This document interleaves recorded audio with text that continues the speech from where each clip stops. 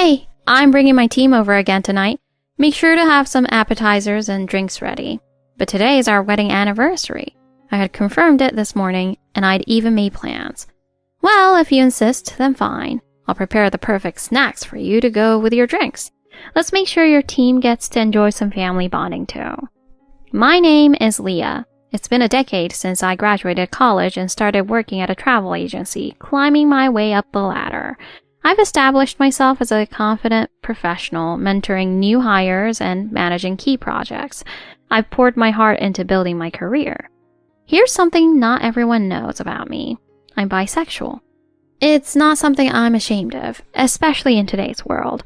But despite being great at building connections, I've always been a disaster when it comes to love. I had plenty of friends, but none of my friendships ever turned into something romantic. Even after starting my career, my love life was non-existent. My closest friends often worried about how hopeless I seemed at dating. That all changed when I turned 27. My best friend Emily invited me to a barbecue hosted by her husband and his co-workers.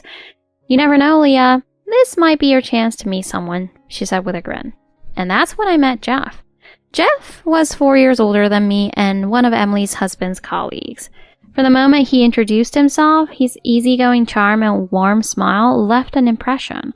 He manned the grill with confidence, serving perfectly cooked burgers and ribs to everyone, including Emily and me. Whenever my glass was empty, he'd casually refill it, making sure everyone felt included. "So Jeff, what do you do for work? You've got a knack for making people feel taken care of." "Oh, I'm just in sales, nothing fancy." "Well, you're great at it, seriously." I found myself completely captivated by Jeff. After the barbecue, we exchanged numbers and started going on dates. Jeff seemed flawless. He always arrived early for our dates, impeccably dressed and looking like he stepped out of a magazine. He'd pull out my chair at restaurants and let me choose my seat first, every single time.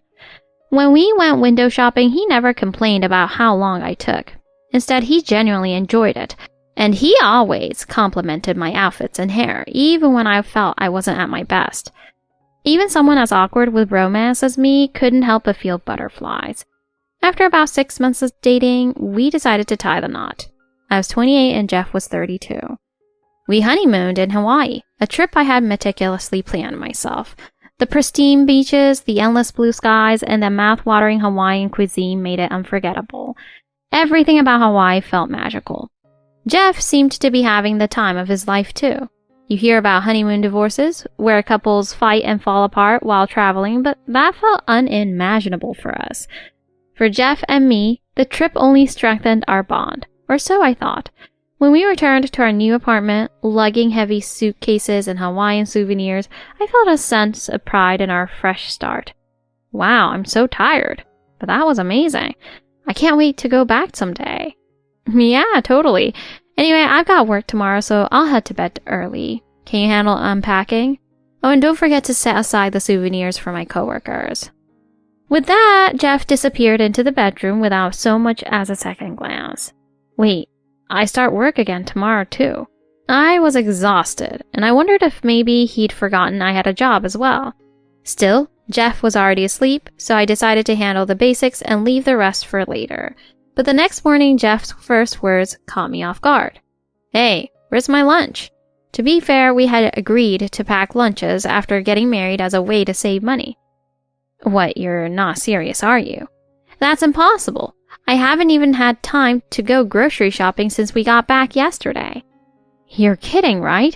You should have thought ahead and prepped before the trip. What kind of wife doesn't make lunch for her husband, especially right after the honeymoon?" "I'm sorry. I'll make it tomorrow. Can you just grab something from the cafeteria or eat out today?" Jeff clicked his tongue in frustration and slammed his fist against the wall beside me. "Fine, but you'd better get it right tomorrow." With that, he stormed out of the apartment. What just happened? I was stunned. I'd never seen this side of him before, and it left me frozen in place. But I reasoned with myself. Maybe he was just as tired from the trip as I was. Convinced that fatigue was to blame, I decided to prepare a healthy, fulfilling dinner that evening. I poured my energy into preparing dinner that evening, hoping to lighten the mood and reconnect with Jeff. But as the clock ticked past the time Jeff usually got home, worry began to creep in. He hadn't called or texted, and my mind spiraled into worst-case scenarios. Had he been in an accident? Unable to shake the anxiety, I decided to call his phone. What? His curt, irritated tone instantly set me on edge. You're late, and I was starting to worry. Is everything okay? Did something happen?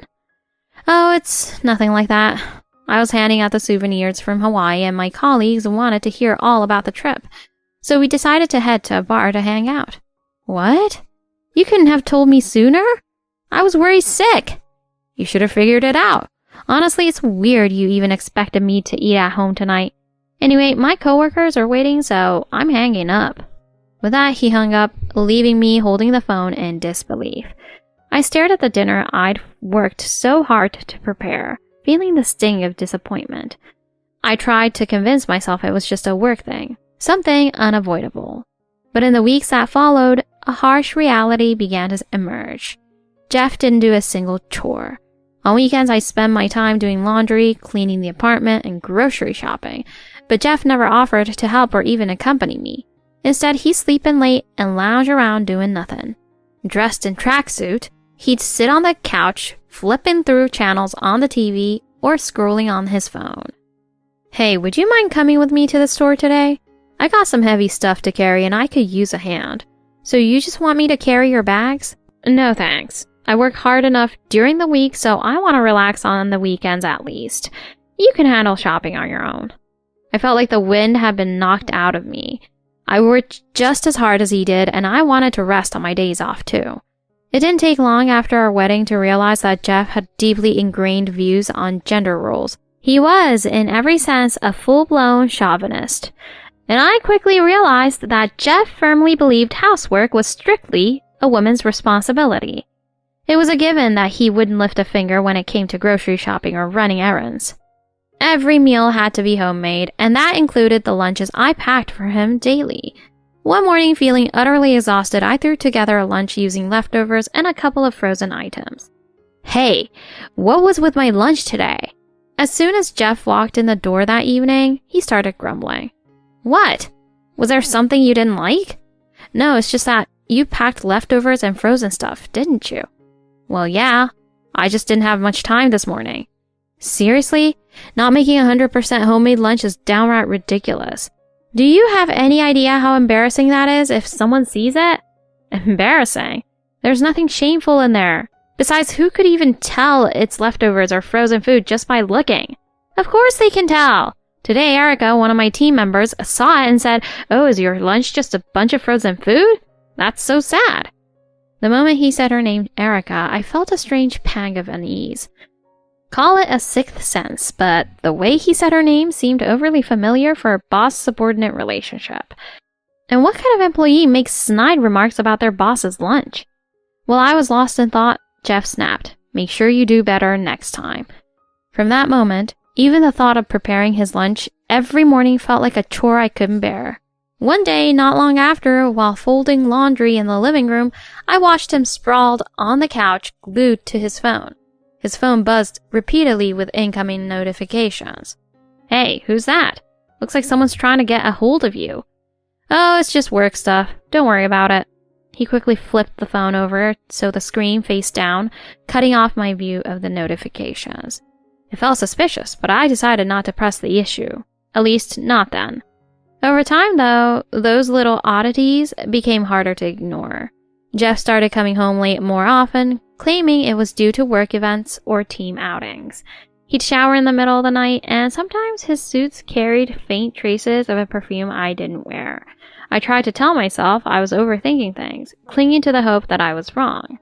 A few months into our marriage, on a Friday evening, I was finishing dinner preparations while waiting for Jeff to come home.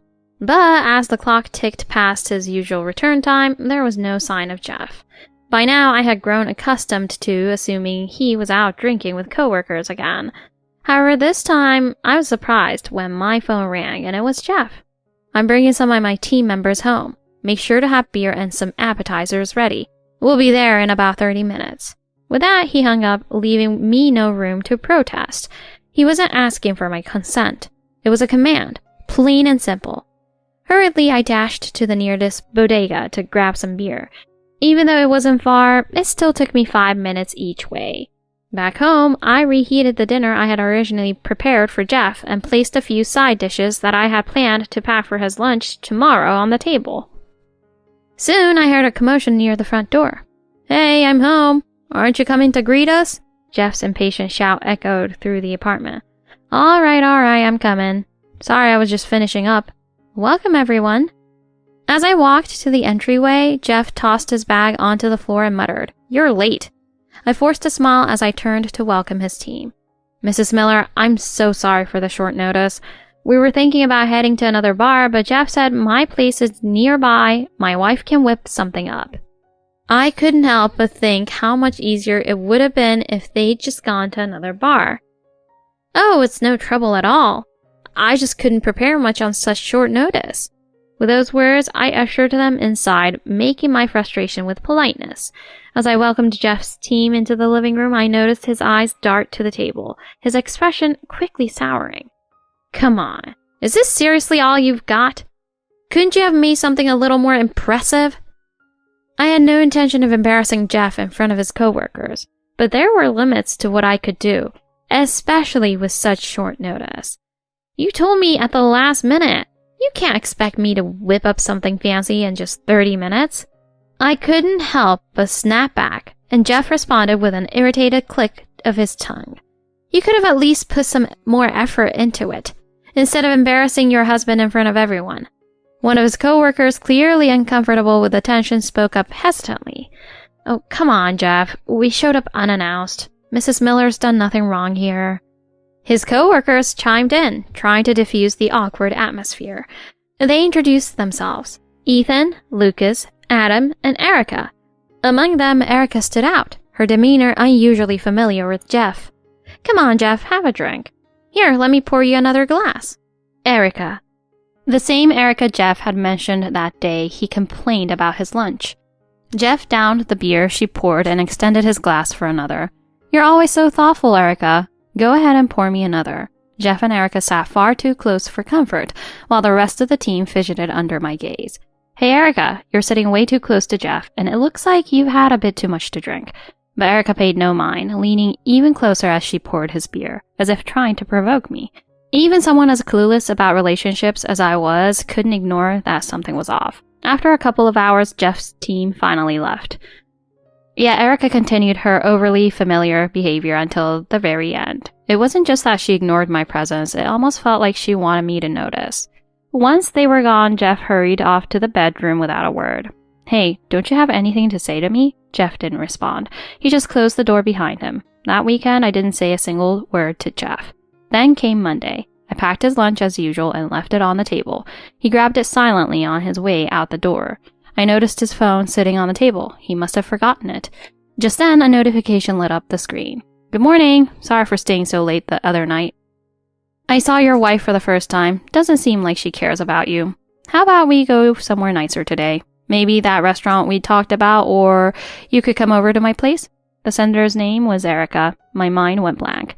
Erica had not only criticized me as a wife, but also invited my husband to her home. Could they really be having an affair? Just then, I heard Jeff at the door. I quickly placed the phone back on the table and stepped away. Oh shoot, I almost forgot this. He didn't even notice me, much less suspect that I'd seen anything, as he grabbed the phone and left. As Jeff walked out the door, phone in hand, something inside me snapped. It was impossible to ignore the glaring red flags in his exchanges with Erica. For the first time, I decided to check Jeff's credit card statements, something I never thought to do before. The records revealed payments at upscale restaurants I'd never been to, and purchases at luxury brand stores that didn't match anything he owned or gifted me.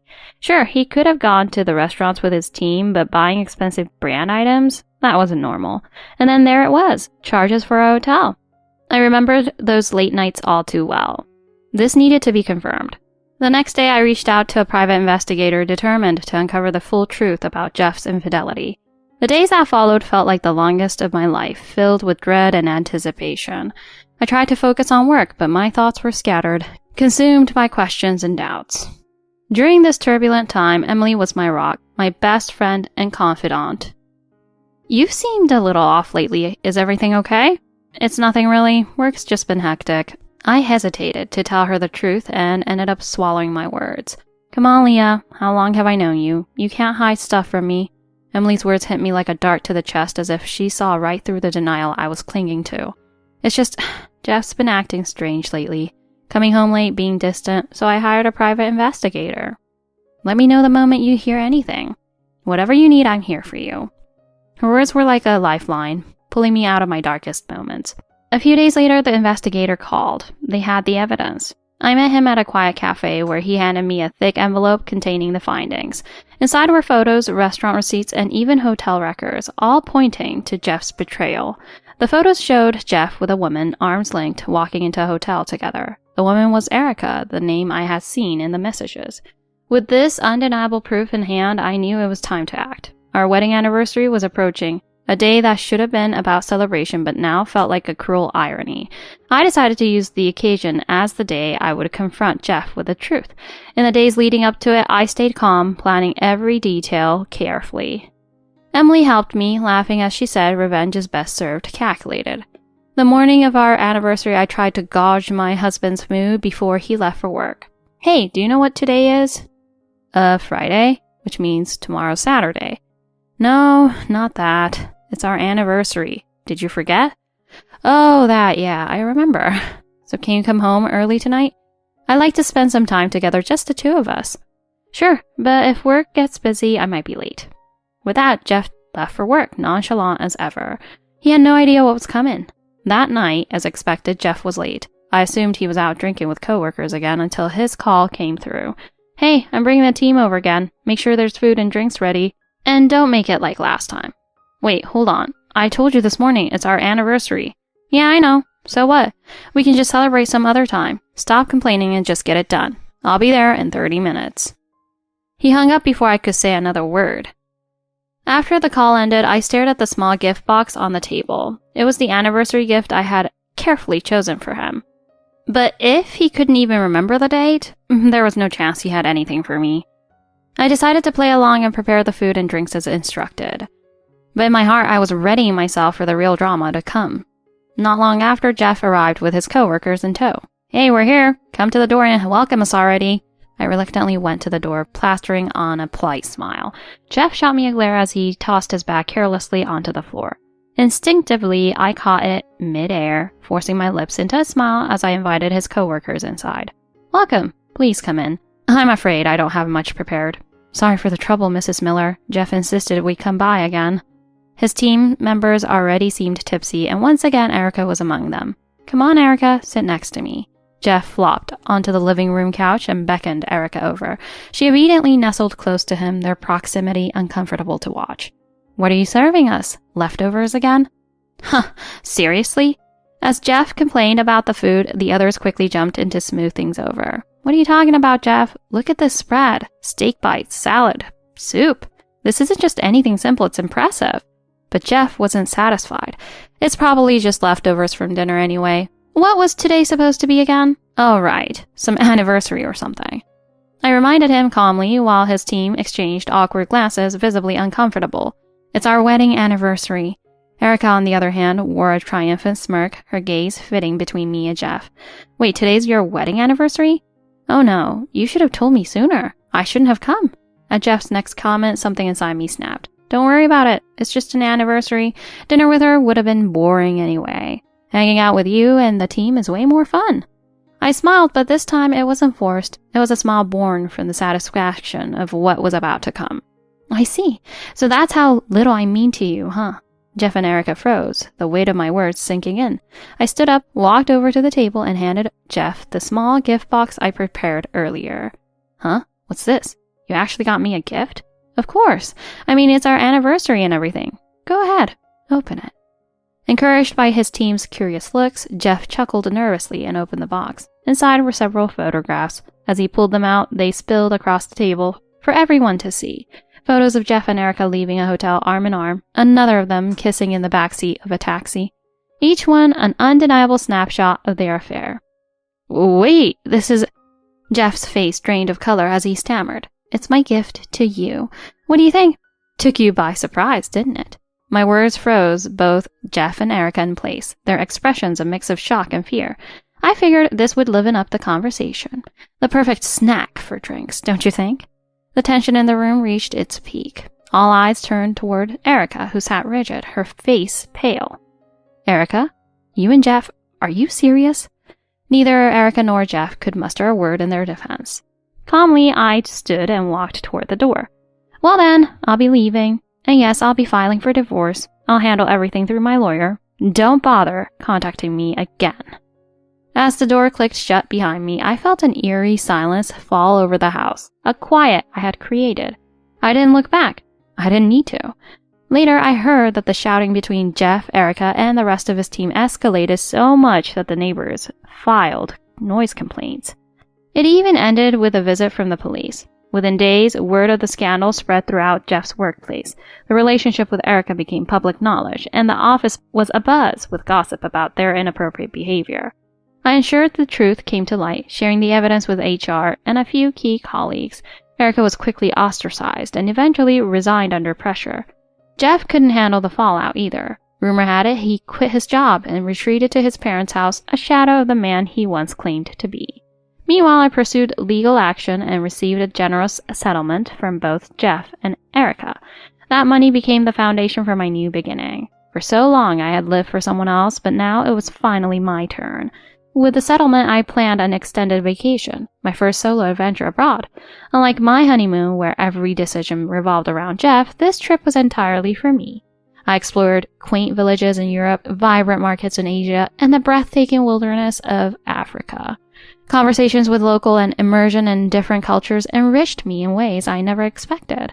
One evening under the vast starlit skies of the African savannah, I felt truly free for the first time. When I returned, I found ways to weave my travel experiences into my work. Sharing personal stories about the destinations I'd seen resonated with clients, and my sales skyrocketed. Before long, I became the top sales at my agency. My success led to a new role as a mentor, training new hires and inspiring them with my journey. How do you do it? And what's your secret to success? There's no secret. I just share what I've experienced firsthand. That's why I want you all to find your own paths while you can. 3 years after my divorce, my life feels fuller than ever. Next on my itinerary is South America, where I plan to trek through the Andes and explore the Amazon rainforest. The thought of new adventures fills me with excitement and hope. For the first time, I truly feel like my life is mine to create. That fateful anniversary marked the beginning of my journey to finding myself. I've come to realize that even the pain and failures of my past have shaped the strong, independent woman I am today. Life is unpredictable, but the path you choose is entirely up to you. My journey is far from over. There are still dreams to chase and new purposes to find. This is my story, a tale of rediscovery and freedom. Above all, it's a story about learning to love myself. And from this moment on, I will continue to live my life to the fullest.